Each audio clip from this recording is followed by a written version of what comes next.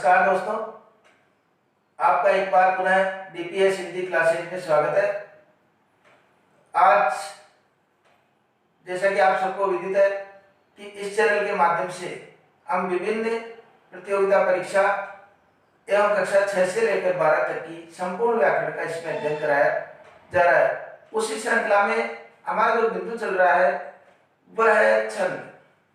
छंद के अंतर्गत हमने पिछले वीडियो के अंतर्गत छंद के प्रकार और उसके अंग इनका हमने विस्तार से अध्ययन किया है।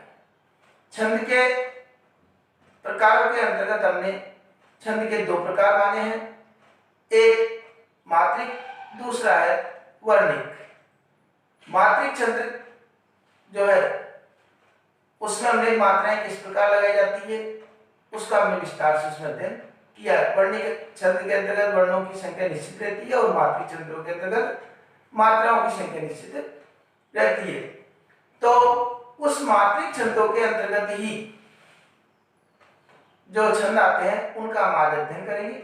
अगर आपने पुराने वीडियो नहीं देखे हो छंद से संबंधित तो आप उसको एक बार देख लीजिए ताकि उसमें आप मात्राएं लगाने का तरीका और ये सब की जानकारी आपको मिल सके।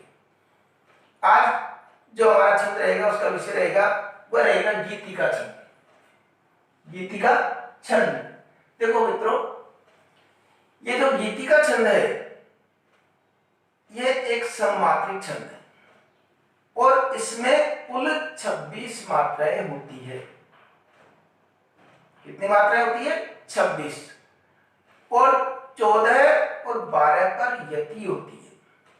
और एक बात और आती है इसमें कि अंत में जो आते हैं चरणांत शब्द उनके अंदर लघु और गुरु की मात्राएं होती है। लघु और गुरु की मात्राएं मतलब ये लघु और गुरु की मात्राएं अंत में आपको देखने को मिलेगी। एक बार और मैं बोल देता हूं कि ये एक सममात्रिक छंद है तथा इसमें कुल 26 मात्राएं होती है। 14 और 12 पर यति होती है तथा अंत में लघु और गुरु आते हैं। ठीक है, अब देखिए परीक्षा में किस प्रकार हमसे पूछा जाता है। परीक्षा में पूछने का तरीका कि इस प्रकार कोई एक पद्यांश दे देते हैं। अब इस प्रकार एक पद्यांश देते हैं और उसमें पूछते हैं हमसे कौन सा इसमें छंद है, तो हम घबराए नहीं। सर्वप्रथम हम उसको मात्राएं लगाकर देखिए। मात्राएं लगाने के बाद में अगर आपको लगता है कि इन नियमों पर ये खरा उतर रहा है तो ये गीतिका छंद है। तो उदाहरण देखिए, उदाहरण क्या है? हे प्रभु आनंद दाता, हे प्रभु आनंद दाता ज्ञान हमको दीजिए, शीघ्र सारे दुर्गुणों को दूर हमसे कीजिए। शीघ्र सारे दुर्गुणों को दूर हमसे कीजिए। को के बाद नियति है, लीजिए हमको शरण में, फिर यति, लीजिए हमको शरण में यति, हम सदाचारी बने, ब्रह्मचारी धर्म रक्षक यति, ब्रह्मचारी धर्म रक्षक वीर व्रतधारी बने। इस प्रकार का एक उदाहरण हमारे समक्ष आता है। अब हमको कैसे पता लगाना है कि इसमें कौन सा छंद है वो मैं तरीका बता देता हूँ कि हमको सर्वप्रथम इनके अंदर मात्राएं लगानी है। मात्राएं हमने विस्तार से बताई थी पहले, फिर इनमें और देख लेते हैं किस किस प्रकार की मात्राएं लगती है। हे का मतलब एक ही मात्रा और एक ही मात्रा में गुरु। प्रभो, प्रभो, अब हम प्र कैसे लिखते हैं? प और र, नीचे जो अक्षर है ये उधर, तो इसमें जो प आधा है उसका तो उधर चले गया, ये बचा रहा है तो र की मात्रा लगाई हमने ये, वो ओ की मात्रा ये, आनंददाता आ की मात्रा है। और एक बात और बताएं कि संयुक्त अक्षर अगर आता है, अधूरा अक्षर आता है तो हम उसके पहले वाले में गुरु की मात्रा लगा देते हैं। तो क्योंकि हमने देखा है कि केवल मात्राएं जो है स्वर या स्वर से युक्त व्यंजन के अंतर्गत ही हम मात्राएं लगाते हैं, अन्य में नहीं लगाते। अगर स्वर से युक्त कोई वर्ण नहीं है तो उसके पहले वाले जो वर्ण है उसके अंदर गुरु की मात्रा लग जाती है। तो देखिए आनंददाता द बचा, ये लग गई, दाता आ की मात्रा है ये भी आ की मात्रा है, इसमें आ की मात्रा, इसमें एक लघु की मात्रा, इसमें लघु, इसमें लघु, इसमें गुरु, इसमें गुरु, इसमें लघु और इसमें गुरु। अब एक बार हम देख लेते हैं कितनी मात्रा इसमें हो गई, जोड़ के देख लेते हैं। जोड़ने के लिए हम बता देते हैं कि ये जो लघु की मात्रा है इसको हम 1 गिनेंगे और जो गुरु की मात्रा है इसको हम 2 के रूप में गिनेंगे। ठीक है, अब गिन के देखते हैं। 2 3 2 5 2 7 2 9 1 10 और 4 14। ये कितनी मात्रा हो गई? 14। और 14 के बाद में यति आ गई, 14 के बाद में यति आ गई। फिर इसमें देखते हैं 2 1 3 4 5 2 7 और 2 9 और 3 12। यहाँ 12 मात्राएं हो गई, 12 के बाद यति। तो 14 और 12 के बाद यति आई है, तो 14 और 12 के बाद यति आई है, तो कुल मात्राएं कितनी हो गई? 14 और 12 जोड़े तो कुल 26 मात्राएं इसके अंतर्गत हो गई है। कितनी मात्रा हो गई? 26। और अगली पंक्ति में देखते हैं। अगली पंक्ति में देखने के लिए हमें इसके बढ़ने की मात्रा गुरु, ये इसमें हो गया गुरु गुरु। अब इसमें दुर देखो, दुर जो शब्द है ये बड़ा शब्द दुर, अलंत, अलंत वाला शब्द आ गया, अर्थात इसके पहले वाले में गुरु आएगी, तो इसमें गुरु, लघु, गुरु और गुरु। यहां पर बड़े ओ की मात्रा है गुरु, लघु, लघु, लघु, गुरु, गुरु, लघु, गुरु। अब एक बार जोड़ के देख लेते हैं अपन। 2 1 3 2 5 2 7 2 9 1 10 और 4 14। कितनी मात्रा हो गई? 14 मात्रा इसकी हो गई। इधर देखिए 2 1 3 4 5 2 7 और 2 9 और 3 12। ये 12 मात्रा इधर हो गई। कुल कितनी हो गई इसमें भी? इसमें कुल 26 मात्राएं हो गई। इससे ये पता लग गया कि इसमें गीति का छंद है। अन्य पंक्ति देखिए, लीजिए हमको शरण में, तो लीजिए बड़ी मात्रा, जिए जय के छोटी की मात्रा है, तो जय के छोटी की मात्रा है लघु मात्रा। ये की बड़ी मात्रा आ जाती है, ये लघु, ये लघु और ये गुरु। ओ की मात्रा है ना, इसलिए गुरु हो गया। तीनों ही लघु और मैं गुरु, ये लघु, ये लघु, ये लघु, फिर आ की मात्रा आ गई गुरु, गुरु, बड़ी की मात्रा गुरु और ये लघु। देखो अंत में भी देखो, अंत में ये लघु ये गुरु, ये लघु ये गुरु, ये लघु ये गुरु। ये भी है ना, क्योंकि यहां पर लिखेगा अंत में लघु और गुरु आना आवश्यक है। क्या लिखेगा? अंत में लघु और गुरु आना आवश्यक है।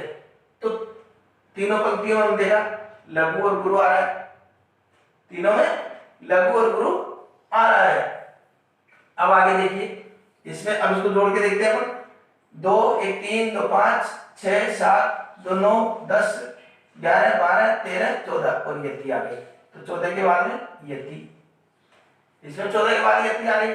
इधर भी देख लेते हैं 1 2 3 4 5 6 7 8 9 10 11 12, 12 के बाद यति आ गई। इसमें कुल कितनी मात्रा हो गई? 26 मात्राएं हो गई है। ठीक है, अब इसमें देखिए, अब हमारे सामने शब्द आ गया ब्रह्मचारी। हम ऐसे अटपटे शब्दों को देख करके सोचते हैं क्या है इसमें, क्या लगाऊंगा मैं मात्रा, घबराने की जरूरत नहीं। उस शब्द का हम पूरा विश्लेषण कर ले। शब्द विश्लेषण करने पर आपको एक एक शब्द की अलग अलग से दिख जाएगा कि कौन सा क्या है। हम इसको लिखे तो ये अगर टुकड़े करें तो ब अलंत, क्योंकि कभी भी नीचे जो अक्षर रहता है, जैसे द के नीचे वह लग रहा है तो वह पूरा है, द आधा है और वह पूरा है। इसी प्रकार ब्रह, ब्रह के नीचे ये र पूरा और ब आधा। फिर है में वही समस्या, है आधा, मैं पूरा, फिर 4 इसमें तो हम जानते ही है, सीधे लगा देंगे। अब देखिए इन दो अक्षरों को क्या करें, ये ब जो हलंत वाला है, बिना स्वर से युक्त वर्ण है, इसमें कोई मात्रा नहीं लगेगी। हमारी मात्रा यहां से प्रारंभ हुई, तो र में हम मात्रा किस लगाएंगे, क्योंकि हमने बताया कि जो संयुक्त अक्षर आता है अर्थात स्वर से युक्त जो वर्ण नहीं है उसके पहले वाले वर्ण में गुरु की मात्रा लग जाती है। तो यहां पर र में कौन सी मात्रा लगा दी, गुरु की, गुरु। ठीक है, फिर मैं आ गया, मैं में हमने एक मात्रा, फिर चा में हमारे गुरु की मात्रा होगी, री में भी गुरु की मात्रा। अब धर्म में देखो, धर्म में क्या करेंगे हम, धर्म में मात्रा लगाएंगे। धर्म लिखते कैसे, धर्म, अधूरा अक्षर आ गया, इसके पहले वाले वर्ण में हमने गुरु की मात्रा लगा दी, तो गुरु लघु। अब रक्षक, इससे कई बार मात खा जाते हैं लड़के मात क्यों खा जाते हैं कि हम इसको क्या है, इसको सही मान लेते हैं, सही अक्षर नहीं मानते, इसको ये एक ही वर्ण मान लेते हैं और स्वर से मान लेते हैं, जबकि ये जो क्षय है, ये क्षय हमेशा क और स से मिलकर बना हुआ है, क और स से मिलकर बना हुआ है, क आधा और स, तो र के बाद में क्या आधा गया, र कैसे, तो र के बाद में क्या आधा गया, तो र में गुरु की मात्रा, और स के अंदर लघु, ये लघु, फिर ये वी के अंदर बड़ी की मात्रा है इसलिए गुरु लघु, फिर री के अंदर हम लगाते हैं मात्रा कौन सी, लघु, इसमें लघु, धारी, गुरु गुरु, ये लघु गुरु, अंत में लघु गुरु आ गया। अब देखिए जोड़ के देखते हैं अपन, 2 1 3 2 5 2 7 2 9 1 10 और 2 12 1 13 1 14, ये भी 14 मात्रा। इधर देखिए यति के बाद में 2 3 4 5 2 7 2 9 और 1 10 और 2 12, ये भी 12 मात्रा, कुल 14 और 12 26 मात्राएं इसके अंतर्गत आती है। अब हमने देखा कि यहां पर जो पंक्ति है उसमें जहां पर यति आ रही है उस यति के पहले, मतलब 14 के बाद में यति आ रही है, फिर अगली यति कब आ रही है, 12 के बाद में यति आ रही है, 14 और 12 के बाद में यति आ रही है, ये नियम सही हो गया। अंत में लघु और गुरु आ रहा है, अंत में लघु और गुरु भी आ रहा है, ये लघु और ये गुरु, अंत में लघु और गुरु भी आ रहा है, तो और कुल मिलाकर के 26 मात्राएं हैं, तो ये भी हमने देखा कि 14 और 12 26 मात्राएं हो गई। जब हमको इस प्रकार सारा स्पष्ट हो गया तो हम उसमें लिख देंगे गीति का छंद है, इसके अंतर्गत हमको पता लग जाएगा कि गीति का छंद है। इस प्रकार हम छंद का पता लगा सकते हैं आसानी से। बस करना क्या है, हमको मात्राएं लगानी है, जो ही मात्रा लगेगी हमारी हम गिन सकेंगे, गिनने के बाद में हमको पता भी लग जाएगा कि इसमें कौन से छंद के लक्षण पाए गए और जिस छंद के लक्षण पाए गए उसी का नाम हमको लिख देना है। ठीक है, आशा करता हूं ये छंद आपको भली प्रकार से समझ में आ गया होगा।